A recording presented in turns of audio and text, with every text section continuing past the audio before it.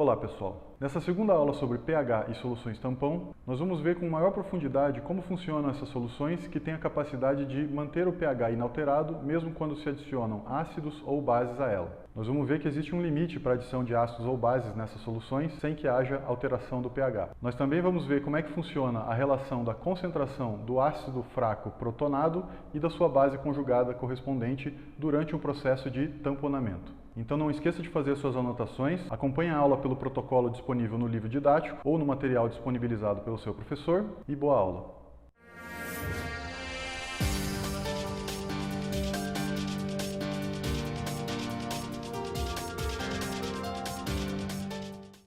Para entender um pouco mais sobre soluções tampão, primeiro nós precisamos conhecer o conceito de potencial de ionização de uma substância ionizável. Como vocês já viram na aula anterior, para toda reação química existe uma constante de equilíbrio. A constante de equilíbrio de uma reação de dissociação de um ácido é chamada de Ka, que é a mesma coisa que o Kaec para qualquer reação genérica. Dessa forma, se nós pegarmos uma reação de dissociação de um ácido genérico, a constante de equilíbrio dessa reação, ou o Ka, será igual a o produto da concentração dos produtos, base conjugada, e o próton, sobre o produto da concentração dos reagentes, que nada mais é do que o ácido protonado. Desse conceito de constante de equilíbrio ácida, deriva o conceito de potencial de ionização. Lembre-se que o pH é o logaritmo negativo da concentração de prótons. De forma similar, o pKa de uma substância, que é o seu potencial de ionização, será derivado da sua constante de equilíbrio, Ka. O pKa representa a tendência que uma substância tem em doar prótons ou receber prótons, ou seja, a tendência que uma substância tem de ser ácida ou básica. Dessa forma, nós podemos dizer que grupos ionizáveis que têm valores de pKa menor do que 7 são grupos ácidos, ou seja, liberam prótons. Quanto menor o valor do pKa, mais forte será esse ácido, ou seja, com mais facilidade os prótons serão liberados no meio. Em contrapartida, para valores de pKa acima de 7, o grupo ionizável é considerado um grupo básico, ou seja, receberá prótons da solução. Novamente, quanto maior o valor do pKa, mais básico será considerado esse grupo ionizável, ou seja, terá maior tendência em capturar prótons do meio. É importante dizer que o potencial de ionização, ou pKa, é um valor relativo a cada um dos grupos ionizáveis de uma substância. Se determinada molécula tem mais de um grupo ionizável, ela terá mais de um valor de pKa. Eu recebo com frequência perguntas do tipo, mas qual é a diferença entre pH e pKa? Então percebam, o pH nada mais é do que a representação da concentração de prótons numa solução. Ou seja, o valor do pH em uma solução é variável, dependendo da concentração de prótons que existem nessa solução. Já o pKa, o potencial de ionização, é um valor fixo e determinado para cada grupo ionizável de uma substância. O pKa determinado nas condições padrão não varia. Ele simplesmente diz se determinado grupo ionizável de uma substância é ácido ou básico. Agora que você sabe a diferença entre pH e pKa, nós podemos ver uma reação bastante importante que relaciona esses dois valores e que também leva em consideração a concentração do ácido protonado e da base conjugada desprotonada numa solução tampão. Eu estou falando da famosa equação de Henderson-Hasselbalch. Tome um pouquinho de tempo e observe com cuidado quais são os parâmetros relacionados nessa equação. O pH, concentração de prótons no meio, o pKa, valor que determina se uma substância é ácida ou básica, e o logaritmo da relação entre a concentração da base conjugada sobre a concentração do ácido protonado. O que essa equação nos diz é que se pegarmos uma determinada substância com potencial de ionização conhecido, pKa conhecido, e soubermos o pH em que essa substância se encontra, nós podemos determinar qual é a concentração de base conjugada em relação à concentração do ácido protonado. Vamos voltar ao exemplo clássico da dissociação do ácido acético. Nós sabemos que o potencial de ionização do ácido acético é igual a 4,76. Se nós utilizarmos a fórmula de Henderson-Hasselbalch e supormos que este ácido acético está numa solução que tem pH igual a 4,76, isso vai nos dizer que o log da concentração da base conjugada sobre a concentração do ácido protonado vai ser igual a 0. Qual é o número cujo logaritmo na base 10 é igual a 0? 1. Isso significa que a divisão entre a concentração da base conjugada e do ácido protonado tem que ser igual a 1. Para isso acontecer, só existe uma possibilidade matemática. As duas concentrações têm que ser iguais. Isso nos diz que, quando o pH do meio é igual ao valor do potencial de ionização do ácido acético, as concentrações de acetato desprotonado e ácido acético protonado têm que ser iguais. Ou seja, metade das moléculas está protonada, enquanto a outra metade das moléculas está desprotonada. Esse mesmo princípio é válido para qualquer grupo ionizável de qualquer outra substância. Portanto, quando o pH do meio for igual ao valor do pKa de um grupo ionizável, metade desse grupo ionizável vai estar na forma protonada, enquanto a outra metade desse grupo ionizável vai estar na sua forma desprotonada.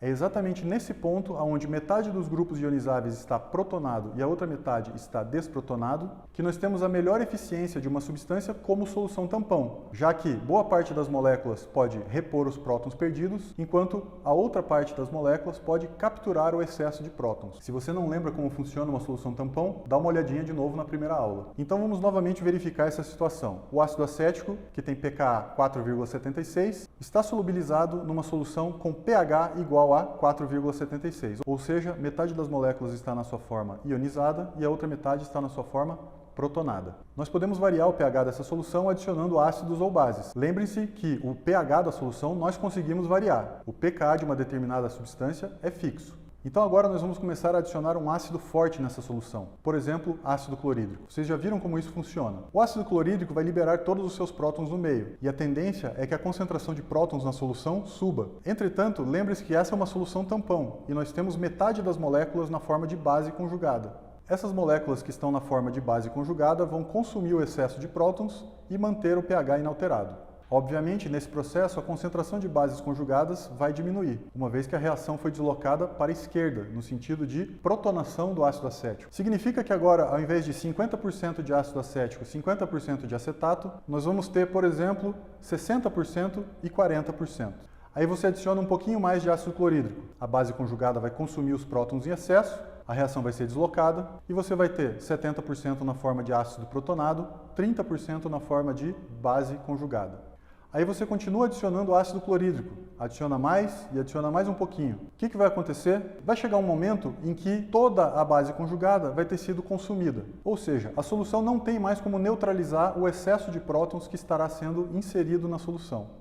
A partir desse momento, você vai adicionar uma gotinha de ácido clorídrico, imediatamente a concentração de prótons vai subir muito rapidamente e o pH vai cair muito rapidamente. Nós dizemos que nesse momento o tampão foi quebrado. Você adicionou tanto ácido clorídrico que consumiu toda a base conjugada. Portanto, a solução não tem mais aquela capacidade de manter o pH inalterado. O mesmo princípio vale se você adicionar uma base forte à solução. Então vamos voltar à situação inicial. O pH da solução é novamente 4,76, que é igual ao pKa do ácido acético. Metade das moléculas está na forma protonada e a outra metade está na forma desprotonada. Se a gente adicionar hidróxido de sódio, você já sabe, os íons hidróxido vão consumir os prótons que estão em equilíbrio, para formar água. Para cada próton que for consumido, a reação vai ser deslocada para a direita, ou seja, um próton vai ser liberado do ácido acético que estava protonado e vai gerar o próton livre mais a sua base conjugada. Então você adiciona um pouquinho de hidróxido de sódio, a relação das concentrações entre o ácido protonado e o ácido desprotonado agora não é mais de 50%, 50%, mas sim de 40%, 60%. Você continua adicionando hidróxido de sódio, o ácido acético que estava na sua forma protonada vai continuamente sendo desprotonado para repor aqueles prótons que estavam sendo consumidos. A concentração do ácido protonado vai diminuindo e a concentração da base conjugada vai aumentando, até o momento em que você esgota todo o seu reservatório de ácido acético. Nesse momento, você coloca uma gotinha de hidróxido de sódio e o pH sobe muito rapidamente, porque a concentração de prótons vai cair muito rapidamente. Nessa situação, nós também dizemos que o tampão foi quebrado, da mesma forma que havia sido quebrado com a adição de ácido clorídrico, só que dessa vez com a adição de uma base forte. Nós costumamos dizer que uma solução tampão é eficiente numa faixa de pH que vai de mais ou menos 1 o valor do pKa do grupo ionizável que você está analisando. Isso é o que a gente chama de faixa de tamponamento. Ou seja, se o ácido acético tem um valor de pKa igual a 4,76, a sua faixa de tamponamento vai de 3,76 até 5,76. Isso significa que, dentro da faixa de tamponamento, a relação entre acetato e ácido protonado será 10 para 1 ou 1 para 10, uma vez que o logaritmo na base 10 de 10 é igual a 1. E o logaritmo na base 10 de 0,1 é igual a menos 1. Ou seja, dentro da faixa de tamponamento, você tem que ter pelo menos 10% do ácido na forma protonada ou então 10% do ácido na forma desprotonada como base conjugada. Até agora, nós vimos moléculas que têm apenas um grupo ionizável, como por exemplo o ácido acético, cujo grupo ionizável é o grupo carboxila. Entretanto, existem substâncias que podem ter 2 ou mais prótons ionizáveis. É o caso, por exemplo, do ácido carbônico. O ácido carbônico tem 2 prótons ionizáveis. Quando o ácido carbônico perde o seu primeiro próton, ele gera o íon bicarbonato. O bicarbonato, por sua vez, pode perder esse segundo próton para gerar o íon carbonato. Percebam que, na reação de ionização do primeiro próton ionizável, o ácido carbônico está agindo como ácido fraco, enquanto o íon bicarbonato é a sua base conjugada correspondente. Na reação de ionização do segundo próton, o bicarbonato agora está agindo como ácido fraco e o íon carbonato é a sua base conjugada correspondente. Para cada uma dessas duas reações de ionização, existe um valor de pKa diferente. Outro exemplo é o que acontece com o ácido fosfórico. O ácido fosfórico é uma substância que tem 3 prótons ionizáveis. Então, para cada uma das 3 etapas de desprotonação, existe um valor específico de pKa. E a molécula que está naquele momento perdendo o próton vai ser considerado o ácido fraco para gerar a sua base conjugada correspondente. Um exemplo de substância que tem pelo menos 2 grupos ionizáveis bastante distintos são os aminoácidos. Vocês já sabem que todos os aminoácidos têm ligados ao seu carbono alfa um grupo carboxila, ácido, e um grupo amino, básico. Além disso, alguns aminoácidos ainda têm cadeias laterais que possuem grupos ionizáveis, que podem ser ácidos ou básicos. Nós vamos ver agora, na prática, como funciona uma solução tampão que tem como componente um desses aminoácidos, que é a glicina. Então acompanhe o experimento. Muito bem, pessoal. O que nós vamos fazer nesse experimento é o que a gente chama de curva de titulação de uma solução de glicina. Uma curva de titulação nada mais é do que o acompanhamento da variação do pH de uma solução conforme você vai adicionando um ácido ou uma base. Então o que nós vamos utilizar aqui é uma solução de glicina na concentração de 0,1 mol por litro. E o pH inicial dessa solução é igual a 2,5. Então nós vamos pegar 10 ml dessa solução e colocar aqui dentro do Erlenmeyer.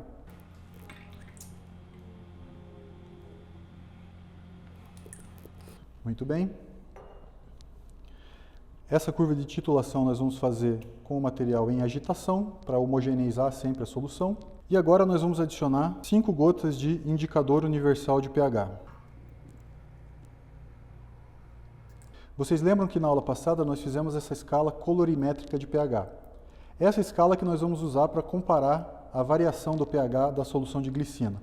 Então, como eu falei para vocês, o pH inicial dessa solução de glicina é igual a 2,5, o que é muito próximo do pH 3 da nossa escala, como vocês podem ver pela cor. Agora o que nós vamos fazer é adicionar uma solução de hidróxido de sódio 0,1 molar a essa solução de glicina. Nós vamos adicionar de 1 em 1 ml e vamos acompanhar a variação do pH.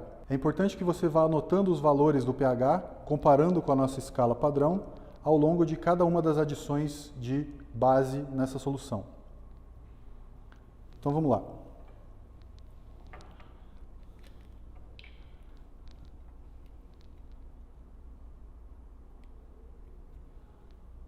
Um ml.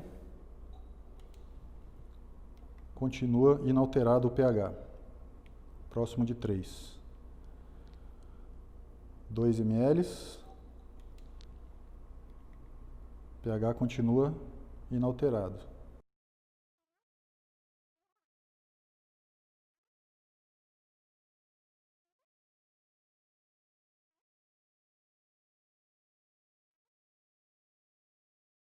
(8 ml). Então nós colocamos já 8 ml de hidróxido de sódio 0,1 molar. E a gente pode perceber que o pH quase não variou. O que eu vou fazer agora é colocar gota a gota. Ao invés de despejar 1 ml de uma vez, eu vou colocar bem devagarzinho várias gotinhas de hidróxido de sódio até a gente ver o que acontece.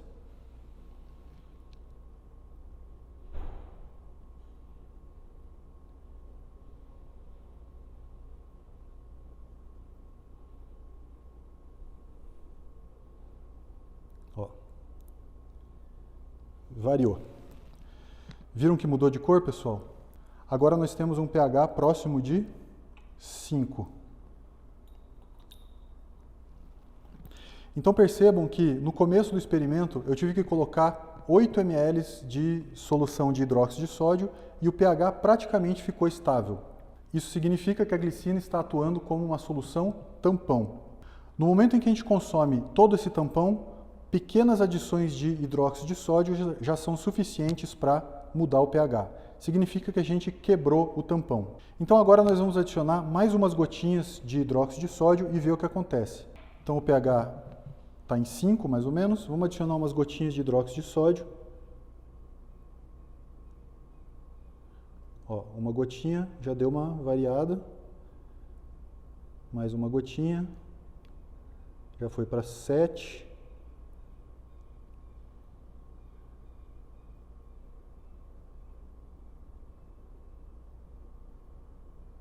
Mais algumas gotinhas. E o pH agora está em aproximadamente 8, como vocês podem ver aqui. Então agora nós estamos na segunda faixa de tamponamento da glicina. O que nós vamos fazer é continuar adicionando hidróxido de sódio, de novo de 1 em 1 ml, em grandes quantidades, e acompanhando a variação de pH. Então, 1 ml.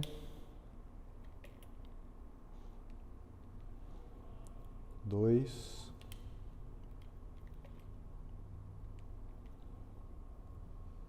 Três. 4,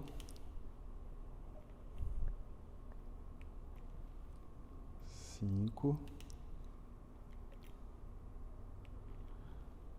6. Estão vendo que o pH parou de variar de novo.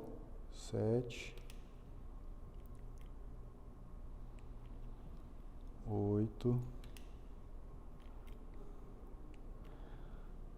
9,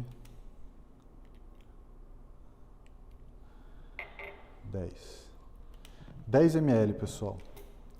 Então vocês veem que a gente pode adicionar agora bastante quantidade de hidróxido de sódio e o pH não vai variar tanto assim. O que aconteceu é que a gente acabou passando da nossa escala, né? Então o pH aqui com certeza está agora acima de 10. Muito bem, esse era o experimento de hoje.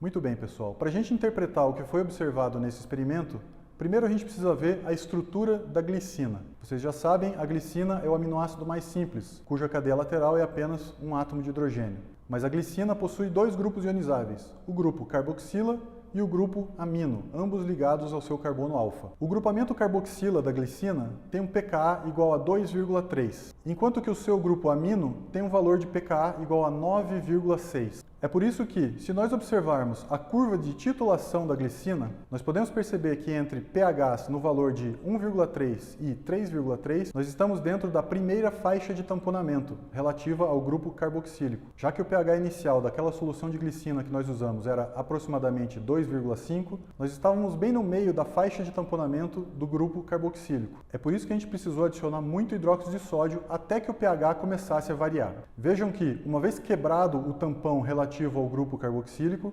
poucas gotas de hidróxido de sódio já fizeram o pH subir com bastante velocidade.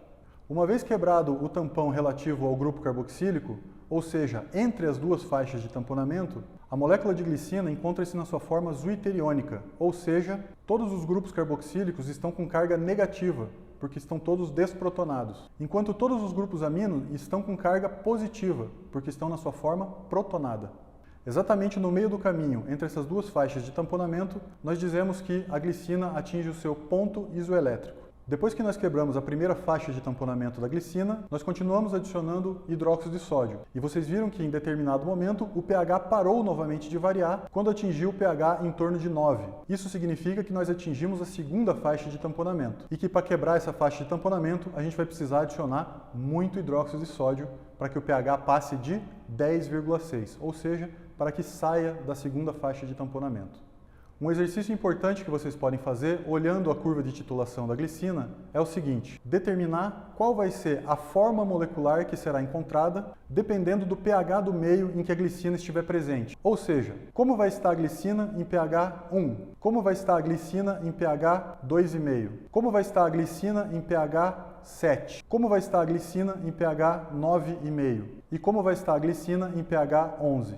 Se você conseguir fazer esse pequeno exercício, você vai ter entendido como funcionam as soluções tampão. Muito bem, pessoal. Antes de finalizar, eu gostaria de mostrar para vocês a curva de tamponamento do ácido fosfórico. Por que esse ácido é bastante importante? Porque é ele que realiza o tamponamento do citoplasma de todas as células.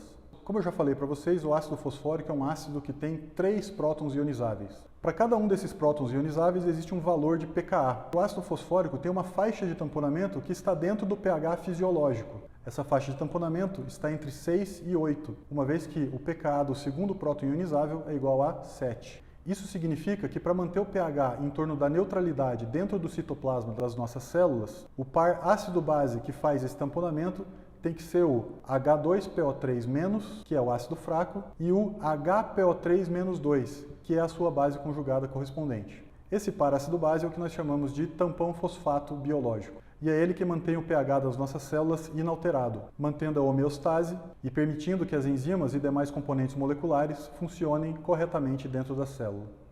Então é isso, pessoal. Espero que vocês tenham aproveitado a aula e até a próxima.